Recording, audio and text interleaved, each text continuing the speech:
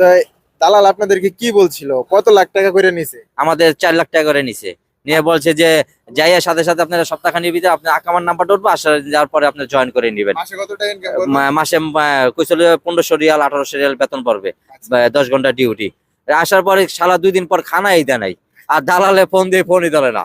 এই হলো দালালের অবস্থা। পরে আয়সা কই কি কি বিদেশ আসলাম, কি বিদেশ আসলাম, এটা কি দালাল কি বলো, বহুত কষ্টতে ছিলাম আমরা, খানা ছিল না। পরে নিজেদের টাকা বাংলাদেশ থেকে আইন না, নিজেরা চলছি ই করছি, আল্লাহর রহমতে নামাজ পড়ছি, আল্লাহর কাছে চাইছি, এখন আল্লাহর রহমতে একটা কাজকর্ম হয়েছে, ভালো লাগতেছে, ভালো আছি। এখন আপনাদেরকে যারা বাংলাদেশ থেকে দেখতাছে, যারা আসতে চায় সৌদি আরবে, আপনি তাদের উদ্দেশ্যে কিছু বলার আছে?